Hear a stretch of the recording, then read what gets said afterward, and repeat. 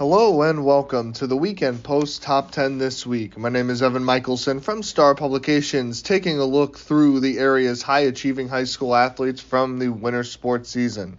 We'll start with boys basketball and Brady Goyle from Melrose. In a game that went down to the wire against Paynesville area February 18th, Goyle's ability to not only score but prevent scores proved handy. The junior center's physicality was hard to match as he compiled 10 points to go with 14 rebounds in a 61-59 victory. Before that, Goyle was electrifying in a 71-40 triumph over Brandon Evansville February 14th, logging a team-high 16 points along with 8 rebounds. Jumping over to Sauk Center boys basketball, we have Jacob Drevelo.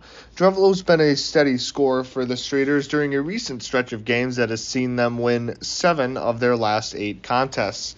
The junior multi-sport star led the way with 22 points, 3 rebounds, and 3 assists in Sauk Center's 62-41 win over Minnewaska area February 18th. He was even more effective the day before, building to a 27-point, 8-rebound night in a 63-47 victory over Kimball. Next up, we have Zeke Austin from Albany, boys basketball. The Huskies improved their overall season record to 22-0 with an 86-62 conference win over Cathedral February 20th, with Austin producing in multiple statistical categories. The senior and 1,000-point scorer collected 25 points on 5 three-pointers while also adding 5 rebounds. The outing came after the Huskies had not played for nearly a week. They previously won 74-38 over Pequot Lakes February 14th, with Austin registering 20 points and 11 rebounds. We'll head over to the girls' side of basketball. We have Tori Jennison from Sauk Center.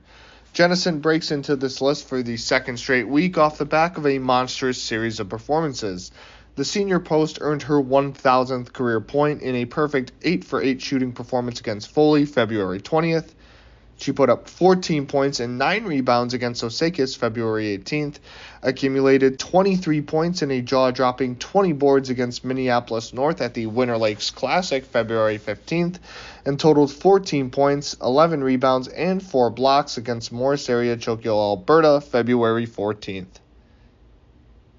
Moving over to Albany girls hoops, we have Eva Schwensfire. A senior with experience in games at the Minnesota State High School League Class AA Girls State Basketball Tournament, Schwensfire strung together one of her best offensive games of the campaign against Malacca February 19th. The veteran reached double-digit scoring with 11 points, and she also notched 2 rebounds in the 72-53 loss. She also provided 4 points in the Huskies' 54-34 defeat to Pequot Lakes February 14th.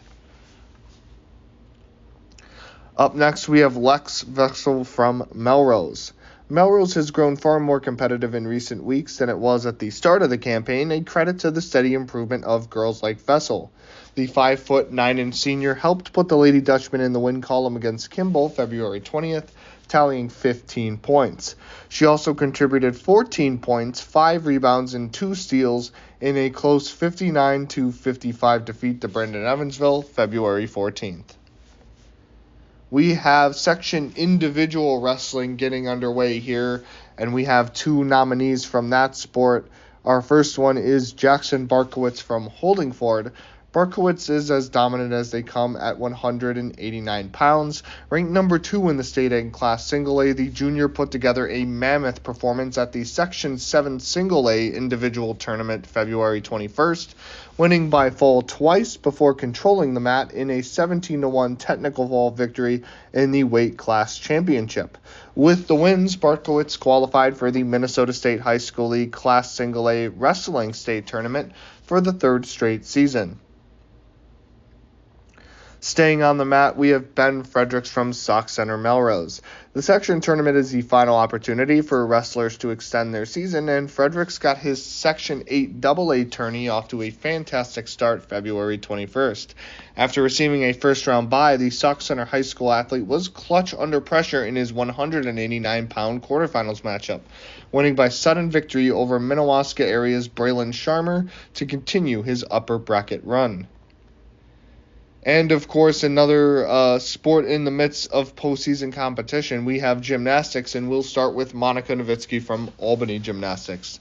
After making history as the first gymnast in program history to reach the Minnesota State High School League Class Single A Gymnastics State Meet a year ago, Nowitzki replicated that feat, this time in Class AA, February 15th, winning the beam routine at the Section 8 AA meet with a score of 9.225 to punch her ticket to state.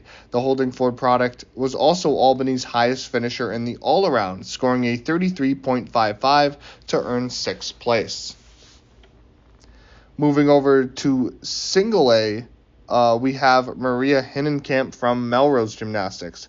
Hinnenkamp will close out her high school gymnastics career under the spotlight of the Minnesota State High School League Class Single A Gymnastics State Tournament. She reached that level in 3 different routines at the Section 6 Single A meet February 15th, taking 3rd on the floor at 9.25, 4th on the beam at 9.15, and 5th on the bars at 9.3. Hinnenkamp's performance at sections led Melrose to 2nd place with a team score of 144.875.